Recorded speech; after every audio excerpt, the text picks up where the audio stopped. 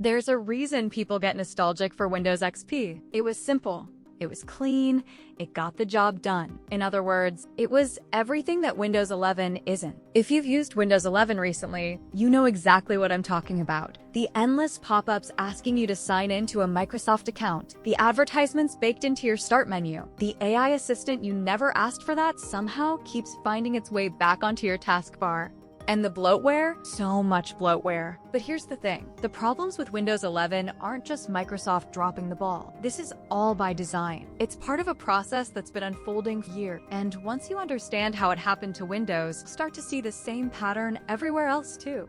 To understand where Windows 11 went wrong, we need to go back to where it all started. In 1980, when IBM was designing what would become the first major home computer, they approached a small company called Microsoft to create the operating system. IBM thought they were just buying a piece of software, but Bill Gates made sure the contract included a small clause that would change everything. Microsoft could sell their OS to other companies too. When IBM's computers took off, everyone wanted to build a competitor, and they all turned to Microsoft for the operating system. Practically overnight, Microsoft became the standard. Through a combination of smart business deals, exclusive contracts with manufacturers, and aggressive tactics against competitors, Bill Gates built a monopoly that lasted decades. Internet Explorer became dominant not because it was good, but because it came pre-installed on everyone's computer. Same story with Microsoft Office. And this monopoly made Microsoft so wealthy, they could simply buy out the competition. By the time Bill Gates stepped down in the early 2000s, Microsoft was absolutely massive. But then came the question, where do you go from there? Steve Ballmer, who took over as CEO, tried to push the company into hardware. Microsoft phones, Microsoft tablets. The results were mixed, to put it generously. For nearly 15 years, Microsoft was essentially dead in the water. They never lost their Windows monopoly, of course, but they never really gained anything either. When Ballmer finally stepped down in 2014, Microsoft's share price actually went up by 10%. That's how little confidence investors had in his leadership. Enter Satya Nadella. Before becoming CEO, Nadella had been running Microsoft's cloud computing division, where revenue increased by $4 billion in just under 3 years. When he took the top job, he had a vision that would completely transform the company. Instead of focusing on Windows or consumer products, Nadella bet everything on 3 areas: cloud computing, virtual reality, and artificial intelligence. Since then, Microsoft's share price has increased by over 1,000%. Now, Nadella gets a lot of credit for this turnaround, and some of it is deserved, but it wasn't all strategic genius. Microsoft caught a wave. Cloud computing and AI exploded, and Nadella made sure Microsoft was positioned to profit from it. But here's what rarely gets talked about: how ruthless this transformation was. Before 2014, mass layoffs were almost unheard of at Microsoft. The company culture was one of stability. Software engineers knew Microsoft was a safe haven. The pay might be a bit lower than startups, but you could get a mortgage, settle down, and not worry about getting cut for shareholder opt-in. In his first year, Nadella fired around 18,000 people, 14% of the entire company. The layoffs continued: 8,000 in 2015, close to 5,000 the next year, and 3,000 to 4,000 the year after that. This wasn't because the company needed to save money. It was about changing the culture. Instead of offering carrots, Nadella was brandishing the stick. What Nadella did at Microsoft follows a pattern that tech blogger Cory Doctorow calls Enshittification. Here's how it works in 3 steps. Step 1. Platforms are good to their user. They need to attract people, so they make the experience as pleasant as possible. Step 2. They abuse their users to make things better for business customers. Now that people are locked in, the company extracts value from users to sell to advertisers and partners. Step 3. They abuse their business customers to claw back all the value for themselves. Once they've got everyone dependent on them, they squeeze every last drop of profit. But here's what makes Microsoft different from a company like Facebook or Uber. For those companies, their platform is their entire business. Microsoft has diversified. According to their 2025 annual report, cloud computing and AI services now make up over 55% of Microsoft's revenue. Windows, less than 10%. And that percentage is shrinking every year. Think about what that means. Microsoft doesn't really need Windows to be good anymore. They just need you to keep using it while they push their more profitable products. This has allowed them to take platform decay further than almost any other tech company. Windows 8 was the first time Microsoft intentionally added features that made Windows worse for their own gain. Remember that start screen? When you turned on your computer, instead of seeing your desktop, you'd see this full-screen menu of tile. People hated it. On a tablet, it might have made sense, but on a desktop, it was just another obstacle between you and actually using your computer. But it was great for advertisements and for pushing the Windows Store. All those tiles were from Microsoft's App Store, constantly pushing more apps onto your screen. The backlash was so intense that Microsoft eventually let people skip it. But that was back when Windows was still a major part of their business. They couldn't afford to completely ignore customers. That's changed now. With cloud services becoming their biggest revenue source, Microsoft Cloud revenue hit $168.9 billion in fiscal year 2025. Windows became expendable. They started building data centers at a staggering pace. This year alone, Microsoft is spending $80 billion on AI-enabled data centers. To put that in perspective,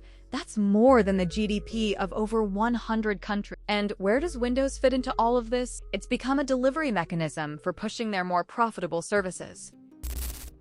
If you've installed Windows 11 recently, you've experienced this firsthand. First, there's the push for online-only installation. Microsoft has made it increasingly difficult to install Windows 11 without a Microsoft account. Now you need to run specific commands in the terminal just to get past the account sign-in page during setup. Why? So they can sell you stuff. Cloud storage, the Edge browser, Microsoft 365, Game Pass subscription. Once you've found all the hidden no boxes and actually gotten Windows installed, you might notice your PC running slower than expected. Windows 11 uses more RAM than its predecessor, partly due to a technique called preloading. Instead of leaving most of Windows in storage, the system keeps lots of it ready in your RAM. Slightly faster when you open File Explorer, sure, but RAM is precious, especially if you're gaming or running intensive programs. Then there's the search function. Users have been complaining on Microsoft's own support forums that searching for files on their computer returns web results and advertisements instead. It's plainly obvious people want to find their files, not browse the internet. Microsoft changed it anyway. And the bloatware: when you install Windows 11, you get Candy Crush, you get LinkedIn shortcuts, you get Teams, you get the weather widget, and you get Copilot, Microsoft's AI assistant, now pre-installed and constantly asking if it can help you. On forums across the internet, users describe having 180 to 200 processes running on a clean boot of Windows 11. One user on Microsoft's Q&A site put it bluntly: they're already very angry at Microsoft and considering switching to Linux. Posts asking how to completely remove Copilot get hundreds of upvotes. When Microsoft's AI CEO Mustafa Suleyman expressed surprise that users weren't more excited about Copilot, calling it mind-blowing that people find AI underwhelming, the response was brutal. One comment that went viral simply said, "No, you heard wrong. Literally no one asked for all this AI." Now, to be fair, and I do want to be fair, Microsoft has done some things right. They've made Windows more accessible for users with disabilities. The security features in Windows 11, like TPM 2.0 and Secure Boot, do provide real protection against certain types of attack. And if you're deep in the Microsoft ecosystem, features like integration with Microsoft 365 and cloud syncing can genuinely be useful. Microsoft has also started listening to some criticism. After significant backlash, they announced that Windows 11 version 25H2 will let users uninstall Copilot, Teams, and Outlook through group policy settings. That's a step in the right direction, even if it's years overdue. Approaching end of life. Windows 10 actually gained market share during this period. Even Windows 7 saw a small spike. That's remarkable. Microsoft is literally ending support for Windows 10, and people are still clinging to it instead of upgrading. Meanwhile, Linux has been quietly growing. The December 2025 Steam hardware survey shows Linux reaching an all-time high of 3.58% among gamers. That might sound small, but that's almost quadrupled from a few years ago. Desktop Linux market share overall has climbed to 4.7% globally, crossing 5% in the United States for the first time. The Steam Deck, Valve's handheld gaming PC, runs on Linux. And Valve just announced the Steam Machine, a desktop computer that will run Steam OS instead of Windows. For the first time in decades, Microsoft is facing real competition in the consumer PC space. The Windows 11 hardware requirements created a forcing function. Millions of perfectly functional PCs can't officially run Windows 11 because they lack TPM 2.0, or meet other requirements. Some of those users are simply switching to Linux instead of buying new hardware. So where does this leave us? Microsoft is more massive than ever. Their market cap hovers around $3 trillion.